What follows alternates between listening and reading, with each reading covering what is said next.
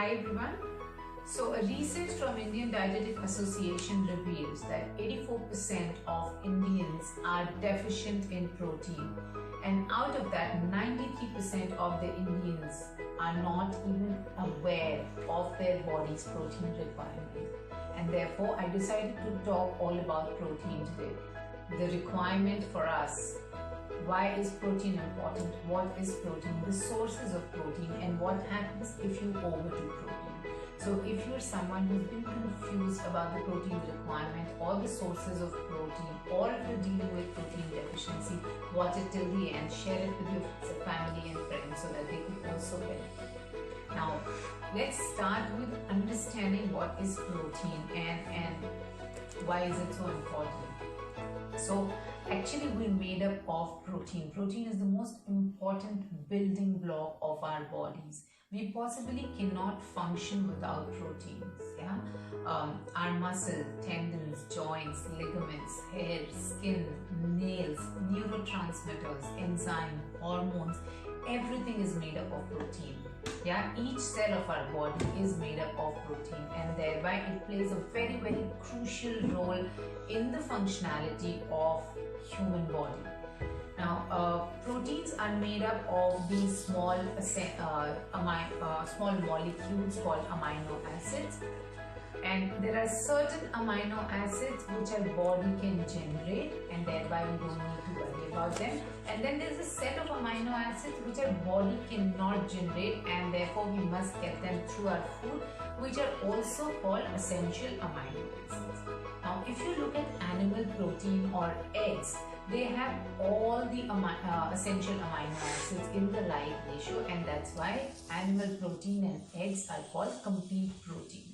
Now, of course, the belief is that if you're a non-vegetarian, you will be able to meet all your protein requirements. Vegetarians do tend to kind of worry about their protein requirement, meeting their protein requirement. So today I'm going to give you sources which will make sure that you meet your protein requirement. The thumb rule for vegetarians and vegan are that you should add a variety of food, thereby you would be able to get all essential amino acids. Because the thing with vegetarian food is that not every vegetarian protein source has all essential amino acids. Thereby, if you add more variety, you will get all the all the essential amino acids. So let's start with the list of vegetarian protein sources.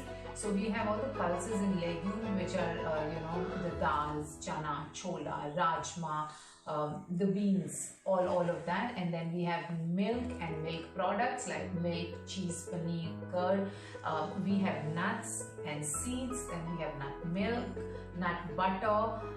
We have some grains like quinoa and amaranth, which are rich in protein. However, don't mistake it to be a complete source of protein. It is still a source of carb, but rich in protein. So you could look at that. Then there is pea protein and brown rice protein for people who are vegetarian and vegan. There are certain vegetables which are comparatively high in protein, and people who are totally vegetarian and vegan could look at those vegetables like spinach, broccoli, asparagus, amaranth, mushrooms, drumstick leaves. So make sure that you're using these kind of vegetables very often. And with that, let's talk about what is the need of the body. Now, please understand that you need 1 gram per kg body weight to be able to maintain the muscles, the wear and tear, and the repair work of the body. So for example, if a person is 60 kilogram, then their requirement of protein is 60 gram protein per day.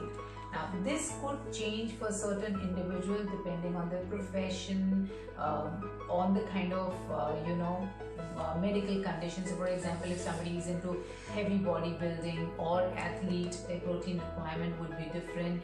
If somebody, is having liver issues or kidney issues, their protein requirement would be different. So if you're dealing with a medical condition, don't forget to, consult with your healthcare professional or your dietitian to be able to discuss your protein requirement. Now, I also want to talk about these high protein diets, because there are a set of people who advocate these high protein diet. So please understand that when we talk about the importance of protein, we're saying that everything should be at an optimum level. I'm sure all of you would have heard that excess of nothing is good. So when you take too much of protein, one, if you're trying to lose weight and if you're trying to increase your intake of protein, thinking that it's going to help you lose weight, if it's too much of protein, eventually it will get stored as fat, because it is going to get converted into calories and energy, and it is going to get stored as fat. So you're going to you will end up gaining weight instead of losing weight. Also, too much of protein is going to put a lot of pressure, a lot of load on your kidneys, because the metabolic waste of protein gets filtered through kidneys.